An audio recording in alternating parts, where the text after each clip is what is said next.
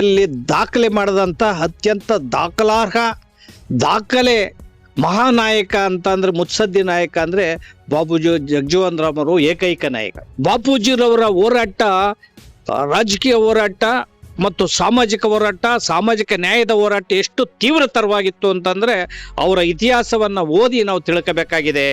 ಸಂಘ ಸಂಸ್ಥೆಗಳು ಸರಿಯಾದ ರೀತಿಯಲ್ಲಿ ಅರ್ಥ ಮಾಡ್ಕೊಂಡು ಸತ್ಯತೆಯನ್ನು ಅರ್ಥ ಮಾಡ್ಕೊಂಡು ಮುನ್ನಡಿಬೇಕು ಅಂತೇಳಿ ಜಗಜೀವನ್ ರಾಮ್ ರವರು, ಬಾಬಾ ಸಾಹೇಬ್ ಅಂಬೇಡ್ಕರ್ ಅವರು ನಮಗೆ ಅತ್ಯಂತ ಸೂರ್ಯ ಚಂದ್ರರಿದ್ದ ಹಾಗೆ.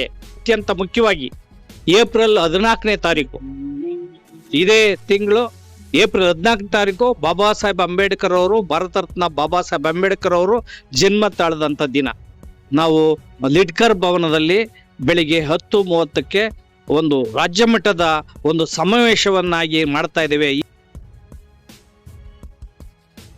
ಬಾಬು ಜಗಜೀವನ್ ರಾಮ್ ರವರ 119ನೇ ಜಯಂತ್ಯೋತ್ಸವವನ್ನ ಇಡೀ ಭಾರತದಾದ್ಯಂತ ಲಕ್ಷಾಂತರ ಕಡೆ ಅತ್ಯಂತ ಯಶಸ್ವಿಯಾಗಿ ಆಚರಣೆ ಮಾಡಿದ್ದಾರೆ.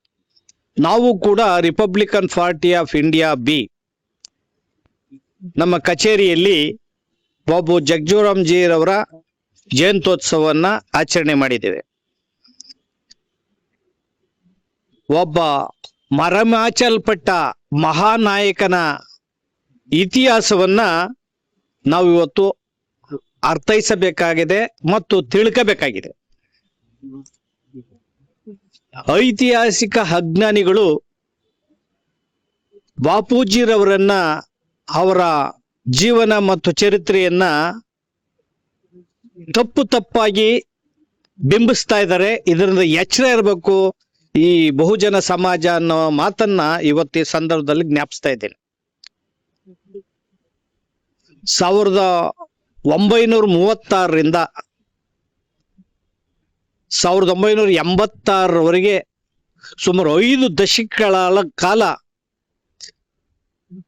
ಶಾಸಕರಾಗಿ, ಮಂತ್ರಿಯಾಗಿ, MP ಆಗಿ ಜಗತ್ತಿನಲ್ಲಿಯೇ ಒಂದು ರಾಜಕೀಯದಲ್ಲಿ ದಾಖಲೆ ಮಾಡದಂತ ಅತ್ಯಂತ ದಾಖಲೆ ಮಹಾನಾಯಕ ಅಂತ ಅಂದ್ರೆ ಮುತ್ಸದ್ದಿ ನಾಯಕ ಅಂದ್ರೆ ಬಾಬೂಜಿ ಜಗಜೀವನ್ ರಾಮ್ ಅವರು ಏಕೈಕ ನಾಯಕ. ನಮಗೆ ಬಾಬು ಜಗಜೀವನ್ ರಾಮ್ ಮತ್ತು ಬಾಬಾ ಸಾಹೇಬ್ ಡಾಕ್ಟರ್ ಅಂಬೇಡ್ಕರ್ ಅವರು ಎರಡೂ ಕೂಡ ಇಬ್ಬರು ಧ್ರುವಗಳು, 2 ಕಣ್ಣುಗಳಿದ್ದಾಗೆ. ಬಾಪೂಜಿರವರು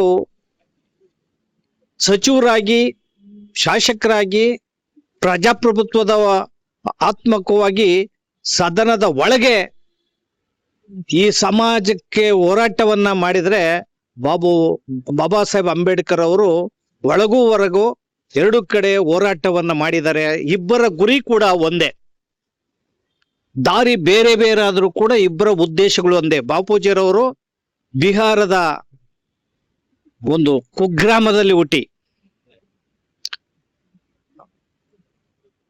ಇಡೀ ದೇಶದಲ್ಲಿ ತಲ್ಲಣಗೊಳಿಸುವಂತಹ ಒಂದು ಸಾಮಾಜಿಕ ನ್ಯಾಯ ಮತ್ತು ಕಡೆಗಣಿಸಲ್ಪಟ್ಟ ಸಮಾಜದ ಬಗ್ಗೆ ಒಂದು ಹೋರಾಟವನ್ನ ಮಾಡಿದ್ದಾರೆ.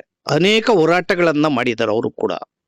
ಅವತ್ತಿನ ದಿನ ಸಾರ್ವಜನಿಕ ಕೆರೆಯಲ್ಲೂ ಕೂಡ ನೀರು ಮುಟ್ಟಿಸಿದಂತಹ ಅತ್ಯಂತ ಕ್ರೂರ ಅಸ್ಪೃಶ್ಯತೆ ಇದ್ದಂತ ಸಂದರ್ಭದಲ್ಲಿ ಬಾಪೂಜಿರವರು ಓದ್ದಂತ ಬನಾರಸ್ ಯೂನಿವರ್ಸಿಟಿನಲ್ಲಿ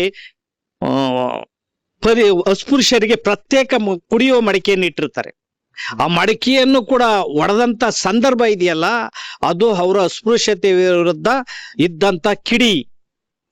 1971ರಲ್ಲಿ ಇಂಡೋ ಪಾಕ್ ಯುದ್ಧದಲ್ಲಿ 91,000 ಜನ ಸೈನಿಕರಿದ್ದಂತ ಪಾಕಿಸ್ತಾನವನ್ನ ಮಂಡಿ ಉರಿಸಿದಂತ ಅತ್ಯಂತ ಪ್ರಖ್ಯಾತಿ ಈ ಒಬ್ಬ ಸೇನಾನಿ, ಒಬ್ಬ ದೇಶಭಕ್ತ ಇದ್ದ ಅಂದ್ರೆ ಅದು ಬಾಬು ಜಗಜೀವನ್ ರಾಮ್ ರವರು. ಅವರ ದೇಶಭಕ್ತಿ ಮತ್ತು ಈ ದೇಶದ ಒಬ್ಬ ಸೇನಾನಿ ಅನ್ನೋದನ್ನು ಕೂಡ ನಾವು ಮರಿಬಾರದು. ಬಾಪೂಜಿರವರು ಅತ್ಯಂತ ಸಂಕಟದಲ್ಲಿದ್ದಂತ ಸಂದರ್ಭದಲ್ಲಿ, ಭಾರತ ತೀವ್ರ ಬರಗಾಲ ಇದ್ದಂತ ಸಂದರ್ಭದಲ್ಲಿ ಅವರು ಆಹಾರದ ಬಿಕ್ಕಟ್ಟಿಗೆ ಅನೇಕ ಆಧುನಿಕ ಕೃಷಿ ಆಧುನೀಕರಣವನ್ನು ಮಾಡಿ ಅವರು ಕೃಷಿ ಕ್ರಾಂತಿಯನ್ನ ಮಾಡಿದಂತ ಹಸಿರು ಕ್ರಾಂತಿ ಹರಿಕಾರ ಅಂತ ಪ್ರಖ್ಯಾತಿಯನ್ನು ಪಡೆದಂತ ಬಾಪೂಜಿರವ್ರಿಗೆ 4 ಬಾರಿ ಪ್ರಧಾನಿಯಾಗುವಂತ ಅವಕಾಶವನ್ನ ಜಾತೀಕರಣಕ್ಕೋಸ್ಕರ ತಪ್ಪಿಸ್ತಾರೆ. ಅವರ ಕುಟುಂಬದ ಕುಡಿ ಮಗನನ್ನೇ ಎತ್ತಿ ಕಟ್ಟಿ ಆ ಮಗನನ್ನ ಕ್ಯಾರೆಕ್ಟರ್ನ ಅಸಾಸಿನೇಷನ್ ಮಾಡೋದ್ರ ಮೂಲಕ ಇಡೀ ಪ್ರಧಾನಿ ಪಟ್ಟವನ್ನ ತಪ್ಪಿಸುವಂತಹ ವ್ಯವಸ್ಥಿತ ಪಿತೂರಿ ಸಹ ನಡೀತದೆ. ಬಾಪೂಜಿರವರ ಹೋರಾಟ ರಾಜಕೀಯ ಹೋರಾಟ ಮತ್ತು ಸಾಮಾಜಿಕ ಹೋರಾಟ, ಸಾಮಾಜಿಕ ನ್ಯಾಯದ ಹೋರಾಟ ಎಷ್ಟು ತೀವ್ರತರವಾಗಿತ್ತು ಅಂತಂದ್ರೆ ಅವರ ಇತಿಹಾಸವನ್ನ ಓದಿ ನಾವು ತಿಳ್ಕಬೇಕಾಗಿದೆ. ಅವರ ತುಡಿತ ಮಿಡಿತ, ಬೋಗಿನಲ್ಲಿ ಅಸ್ಪೃಶ್ಯತೆ ಇದ್ದಂತ ಸಂದರ್ಭದಲ್ಲಿ ರೈಲ್ವೆ ಬೋಗಿಗಳಲ್ಲಿ ರೈಲ್ವೆ ಸಚಿವರಾಗಿದ್ದಾಗ ಅವರು ಆಹಾರವನ್ನ ಅಡಿಗೆ ಭಟ್ಟನನ್ನು ಕೂಡ ಅಡಿಗೆ ಭಟ್ಟನ ನೇಮಕ ಮಾಡಿ ಅಸ್ಪೃಶ್ಯತೆ ಆಚರಣೆ ತಪ್ಪಿಸೋದಕ್ಕೆ ಅನೇಕ ಪ್ರಯತ್ನಗಳನ್ನ ಬಾಪೂಜಿರವರು ಮಾಡಿದ್ದಾರೆ. ESI PF ಇವತ್ತೇನ್ ಪಡಿತಾ ಇದ್ದಾರೆ ಇಡೀ ಭಾರತಾದ್ಯಂತ ಬಾಪೂಜಿರವರ ಕೊಡುಗೆ. ಕೃಷಿಗೆ ಕೊಟ್ಟಂತ ಕೊಡುಗೆ, ಆಹಾರದ ಬಿಕ್ಕಟ್ಟಿಗೆ ಕೊಟ್ಟಂತ ಕೊಡುಗೆ ಮತ್ತು ಸಾಮಾಜಿಕ ನ್ಯಾಯ ಅಸ್ಪೃಶ್ಯತೆ ನಿವಾರಣೆಗೆ ಕೊಟ್ಟಂತ ಕೊಡುಗೆ ನಾವು ನೆನೆಸ್ಕೋಬೇಕಾಗಿದೆ. ಆದ್ದರಿಂದ ಬಾಬು ಜಗಜೀವನ್ ರಾಮ್ರವರನ್ನ ದೇಶದ ಪ್ರಪ್ರಥಮ ಅಸ್ಪೃಶ್ಯ ಉಪ ಪ್ರಧಾನಿಯಾಗಿದ್ದಂಥದ್ದನ್ನು ಕೂಡ ಪ್ರಥಮರು. ಇಡೀ ರಾಜಕೀಯ ದಾಖಲೆಗಳನ್ನು ಜಗತ್ತಲ್ಲಿ ಯಾರು ಕೂಡ ಅವರದನ್ನು ಮುರಿಯಕ್ಕೆ ಸಾಧ್ಯ ಆಗಿಲ್ಲ. ಅಂತಹ ಒಬ್ಬ ದೇಶ ಪ್ರೇಮಿ, ಅಂತಹ ಒಬ್ಬ ಸೇನಾನಿ, ಅಂತಹ ಒಬ್ಬ ಅತ್ಯಂತ ಒಂದು ಸಾಮಾಜಿಕ ನ್ಯಾಯದ ಹರಿಕಾರ ಮಹಾನಾಯಕನನ್ನ ಅವರ ಇತಿಹಾಸವನ್ನ ಮರೆಮಾಚುವಂತ ಕೆಲಸಗಳನ್ನ ಮಾಡಿದ್ರೆ ಇಡೀ ಬಹುಜನರಿಗೆ ಅದು ಹಿನ್ನಡೆ. ಆದ್ದರಿಂದ ಬಾಬು ಜಗಜೀವನ್ ರಾಮ್ರವರು, ಬಾಬಾ ಸಾಹೇಬ್ ಅಂಬೇಡ್ಕರ್ ಅವರು ನಮ್ಗೆ ಅತ್ಯಂತ ಸೂರ್ಯ ಚಂದ್ರರಿದ್ದ ಹಾಗೆ, ಇಬ್ಬರು 2 ಕಣ್ಣುಗಳಿದ್ದ ಹಾಗೆ. ಆದ್ದರಿಂದ ಇಬ್ಬರನ್ನು ಕೂಡ ನಾವು ಅತ್ಯಂತ ಪೂಜ್ಯರು, ಅತ್ಯಂತ ಈ ಸಮಾಜವನ್ನ ಮೂಡಿಸಿದಂತ ಮಹಾನಾಯಕರು ಅನ್ನೋದ್ರಲ್ಲಿ ಯಾವುದೇ ಮಾತಿಲ್ಲ.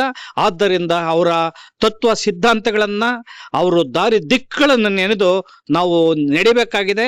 ಸಂಘ ಸಂಸ್ಥೆಗಳು ಸರಿಯಾದ ರೀತಿಯಲ್ಲಿ ಅರ್ಥ ಮಾಡ್ಕೊಂಡು ಸತ್ಯತೆಯನ್ನು ಅರ್ಥ ಮಾಡ್ಕೊಂಡು ಮುನ್ನಡಿಬೇಕು ಅಂತೇಳಿ ಇವತ್ತು ಬಾಪೂಜಿರವರ ಜನ್ಮ ದಿನಾಚರಣೆಯ ಮೂಲಕ ನಾವು ಈ ಕರೆಯನ್ನ ಕೊಡೋದ್ರ ಜೊತೆಗೆ ಅತ್ಯಂತ ಮುಖ್ಯವಾಗಿ ಏಪ್ರಿಲ್ 14ನೇ ತಾರೀಕು, ಇದೇ ತಿಂಗಳು ಏಪ್ರಿಲ್ 14ನೇ ತಾರೀಕು ಬಾಬಾ ಸಾಹೇಬ್ ಅಂಬೇಡ್ಕರ್ ಅವರು, ಭಾರತ ರತ್ನ ಬಾಬಾ ಸಾಹೇಬ್ ಅಂಬೇಡ್ಕರ್ ಅವರು ಜನ್ಮ ತಾಳದಂತ ದಿನ.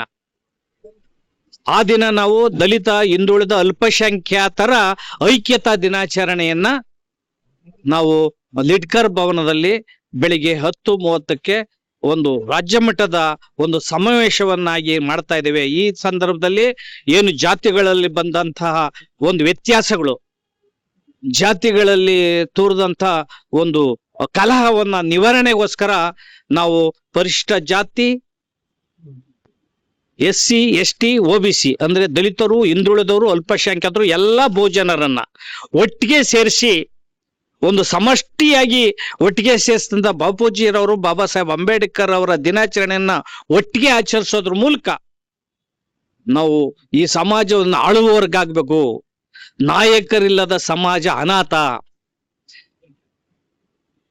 ಮತ್ತೆ ಅಧಿಕಾರವಿಲ್ಲದ ಸಮಾಜ ಅಸ್ಪೃಶ್ಯತೆ, ಅಧಿಕಾರದ ಹೀನತೆ.